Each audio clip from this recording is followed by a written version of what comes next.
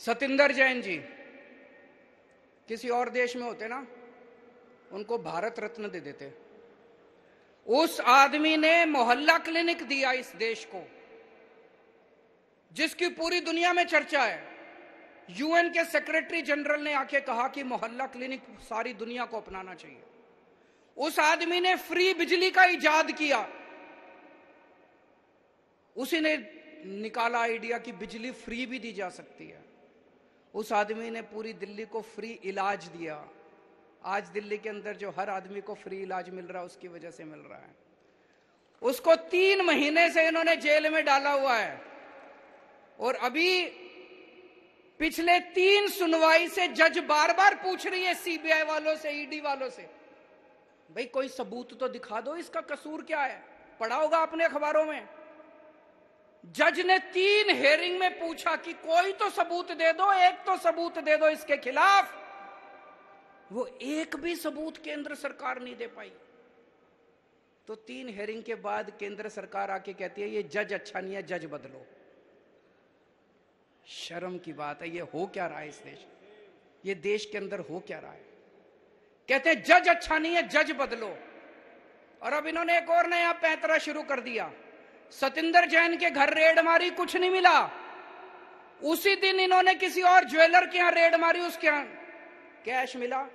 बोले सतिंदर जैन के सहयोगी के यहां कैश मिला। रे काहे का सहयोगी, कोई जान ना पहचान, किसी अरे गहरे के यहां रेड मार देते हो। अब कह रहे हैं मनीष के साथ भी यूं ही करेंगे। मनीष के यहां कुछ नहीं मिला इनको।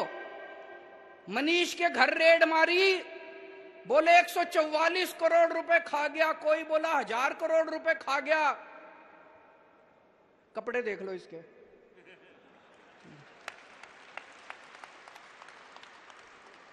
$144 करोड़ रुपए वाला आदमी ऐसे कपड़े पहनता है थोड़ी तो।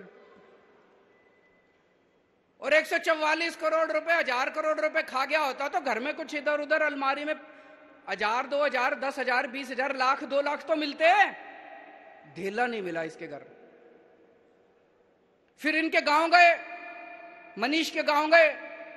उन्होंने सोचा इसने जमीन खरीद रखी होगी। सारे गांव में पूछा इन्होंने, सीबीआई, ईडी, केंद्र सरकार ने, कुछ नहीं मिला। फिर इनके लॉकर में गए, बैंक में गए। इन्होंने सोचा लॉकर में होगा। तो इनका छोटा बच्चा, जब वो मीर इनका छोटा था, उसका एक झुंझुना था, वो याद के लिए उन्होंने लॉकर में रख रखा था। वो झुंझुना मिला इनको, लॉकर में झुंझुना मिला। कुछ नहीं मिला। 144 करोड़ खा गया कि मनीष सिसोदिया इतने। अब इन्होंने प्लानिंग करी है, अब एक दिन ये रेड करेंगे, 5-7 ऐरे गहरे नत्थु गहरों को पकड़ लेंगे और फिर कहेंगे मनीष सिसोदिया के सहयोगी के यहां मिले, मनीष सिसोदिया के सहयोगी के यहां मिले। पर जनता देख रही है, जनता देख रही है। रोज सुबह 6 बजे उठ के स्कूलों के चक्कर मार के आता है। कोई भ्रष्टाचारी आदमी सुबह 6 बजे उठ के स्कूलों के चक्कर नहीं मारता। कोई भ्रष्टाचारी होगा तो पहले रात को बैठ के दारू पिएगा, थोड़ी गलत काम करेगा, सवेरे तो लेट उठेगा। वो 6 बजे उठ के ईमानदार आदमी स्कूलों के चक्कर काट सकता है। 6 बजे उठ के ईमानदार आदमी बच्चों का भविष्य बनाने की सोच सकता है। कोई बेईमान आदमी थोड़ी सोचेगा। अब कल इन्होंने अमानतुल्लाह को पकड़ लिया। अमानतुल्लाह को भी बोले उसके घर कुछ नहीं मिला। अमानतुल्लाह के यहां, उसके सहयोगी के यहां फलाना मिला, ढिमका मिला, ये मिला। उसका सहयोगी सारे टीवी चैनलों में जा जाके कह रहा है जी जो भी मिला मेरा है, और उसके यहां भी कुछ नहीं मिला से। अब उसका इन्होंने ढिंडोरा पीट दिया। तो अब मेरे को यह पता चला है इनका ऑपरेशन लोटस तो फेल हो गया। इन्होंने दिल्ली के अंदर हमारी सरकार तोड़ने की कोशिश करी। 20-20 करोड़ रुपए एक एमएलए को इन्होंने कोशिश करी, एक भी एमएलए नहीं टूटा। हमने सारे के सारे गिनती करा दी थी विधानसभा के अंदर, एक भी एमएलए नहीं टूटा। फिर ये पंजाब गए, पंजाब के अंदर 25-25 करोड़ एमएलए को देने की कोशिश करी। इनकी प्लानिंग थी पंजाब में भी और दिल्ली में भी 40-40 एमएलए खरीद के तोड़ लेंगे। पंजाब में भी ये नहीं तोड़ पाए। अब इन्होंने ऑपरेशन लोटस फेज 2 शुरू किया है। कल से एमएलए के पास फोन आने चालू हो गए, या तो तुम हमारे साथ आ जाओ नहीं तो तुम्हारा भी वही हाल करेंगे जो अमानतुल्लाह का किया था। धमकियां दे रहे हैं, तुम्हारे पीछे भी ईडी छोड़ देंगे, तुम्हारे पीछे भी एसीबी छोड़ देंगे, तुम्हारे पीछे भी। अभी तक तो कोई टूटा नहीं है जी, और मेरे को लगता नहीं कोई टूटेगा। मैंने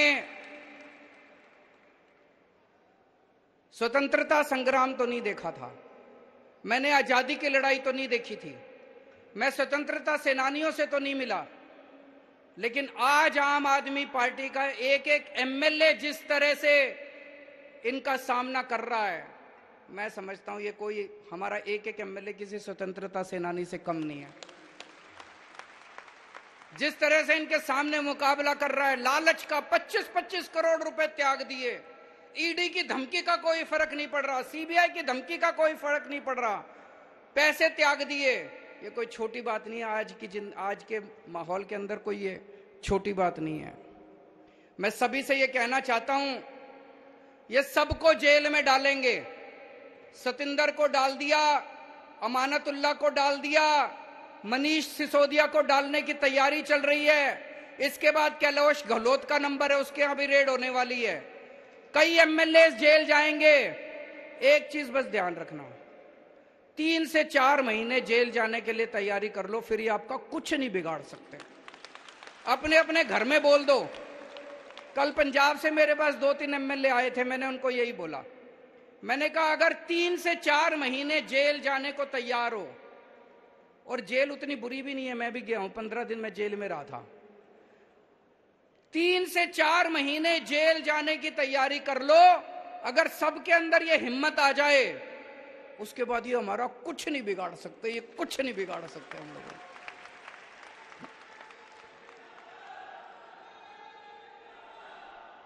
इन्होंने अभी तक पूरे देश में 285 एमएलए खरीदे हैं, 285 एमएलए।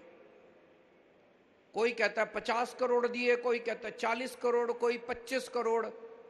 कम से कम 7 से 8 हजार करोड़ रुपए इन्होंने एमएलए खरीदने में खर्च कर दिए। 7 से 8 हजार करोड़ कहां से आया इतना पैसा? कहते हैं भ्रष्टाचार हम कर रहे हैं। अरे भ्रष्टाचार तो तुम कर रहे हो, तुम लूट रहे हो जनता को, सारी देश को लूट लिया, लूट लूट के एमएलए खरीदते हो, खुलेआम खरीद रहे हो, और फिर भी तुम्हारी हिम्मत हो जाती है लाल किले पे खड़े होके कहने की कि मैं भ्रष्टाचार से लड़ रहा हूं। पूरे देश में एमएलए खरीदते फिर रहे हो, करोड़ों रुपए में एमएलए खरीदते फिर रहे हो, और तुम्हारी हिम्मत हो गई कहने में भ्रष्टाचार से लड़ रहा हूं। मुझे लगता है सबसे ज्यादा 75 साल में सबसे ज्यादा भ्रष्टाचार इनकी सरकार ने किया है।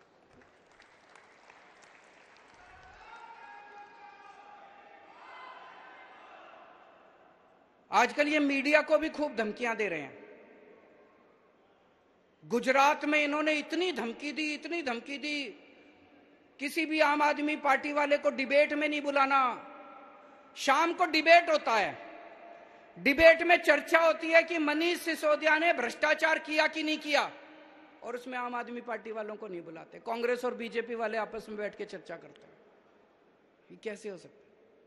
ऐसे धमकियां दे रखी हैं वहां पे। गुजरात में किसी अखबार में हमारा कुछ नहीं छपता, और फिर भी गुजरात के अंदर बल्ले बल्ले हो रही है, चारों तरफ आम आदमी पार्टी की चर्चा हो रही है, सोशल मीडिया से।